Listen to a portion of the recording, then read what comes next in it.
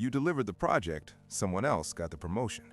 If this feels familiar, you weren't unlucky, you were targeted by a workplace pattern. Here's the part most people miss. Credit theft is quiet by design.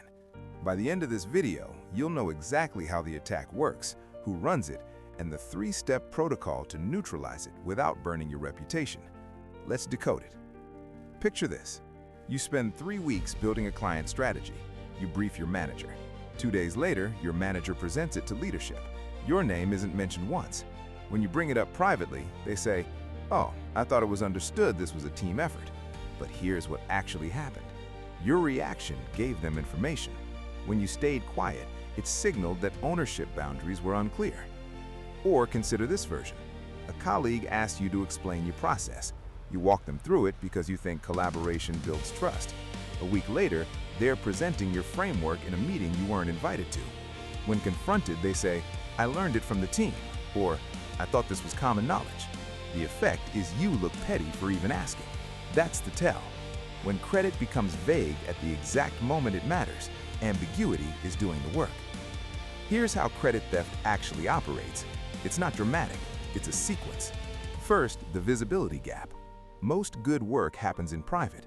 The strategy session, the late night fixing the broken model, the client call that saved the deal. If no one with power witnessed it, it didn't happen.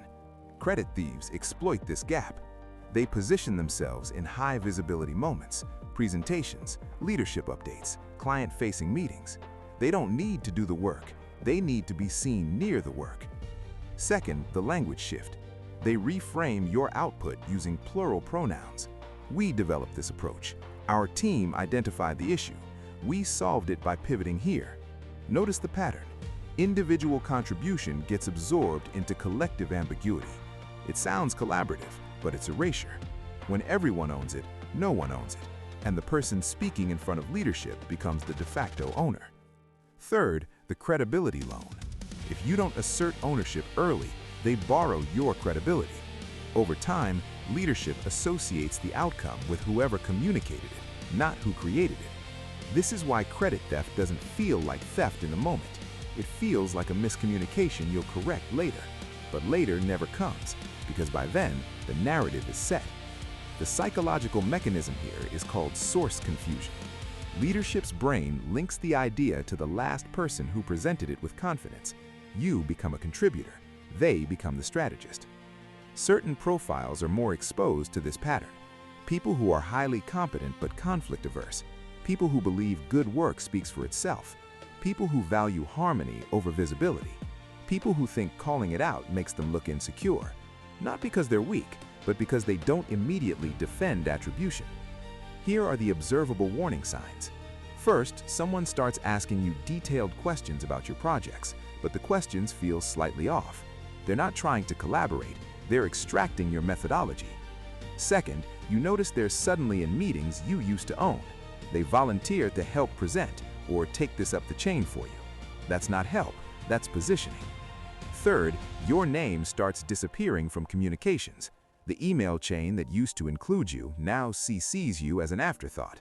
The Slack update that mentioned your work now says the team.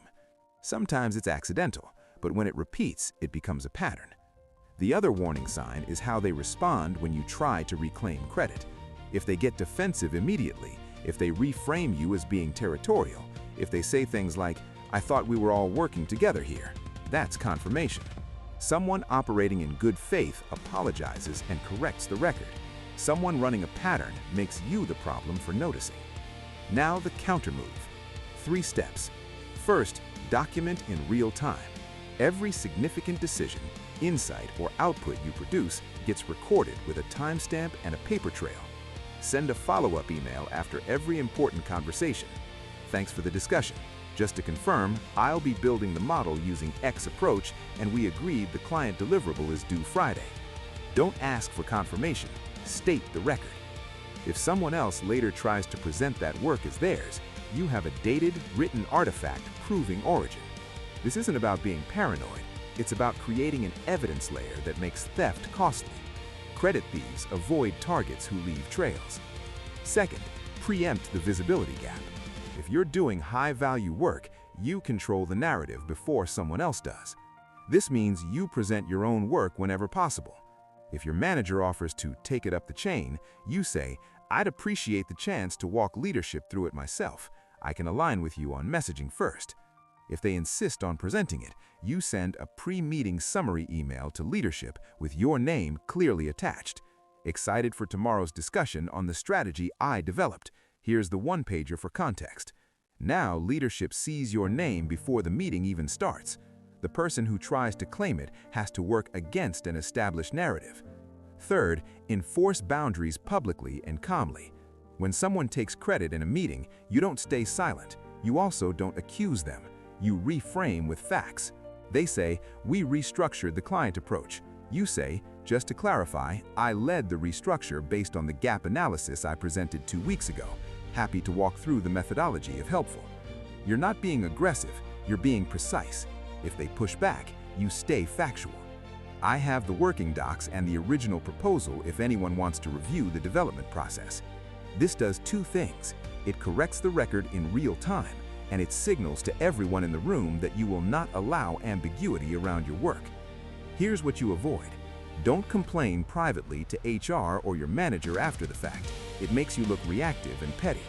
Don't use emotional language. Say, "There seems to be confusion about who led this project. Let me clarify the timeline." And don't let it happen twice. Once is a test, twice is a pattern.